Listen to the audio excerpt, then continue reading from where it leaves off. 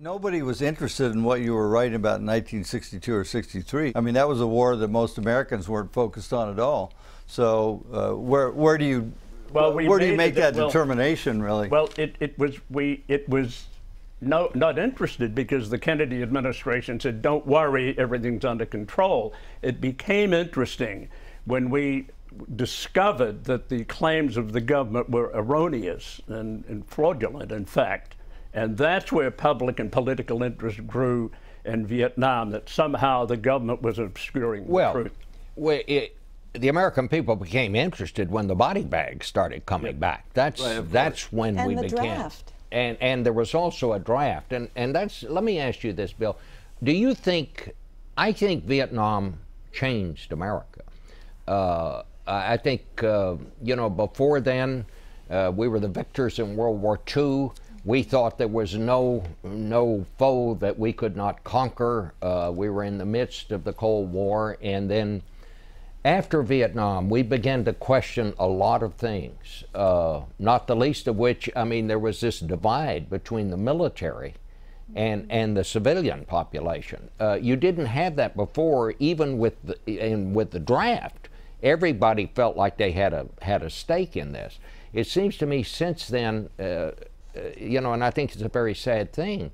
You know, you have the military community here and you have the civilian community here. And I know people now who, some of whom, that probably don't know a single person in the U.S. military right now. And I think that's a very bad thing. Vietnam ended the Pax Americana, which followed the Second World War. That was one huge upheaval. The other was, as you say, the separation of the military and the civilian population. The pressures of the Vietnam War ended the draft. There are many people today who believe that some kind of obligatory government service would be very good for young people, but we're not likely to see it.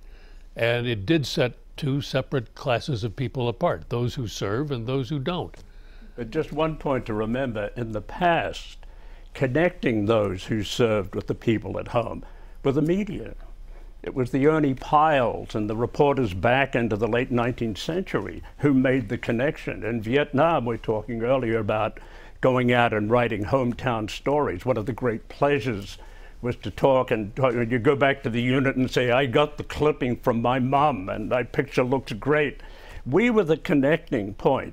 With the restrictions that the military and government imposes on journalists today, you don't have reporters telling those stories anymore. This is a problem, and I hope the government ultimately realize that we have a role to play when our own people are committed to these foreign conflicts.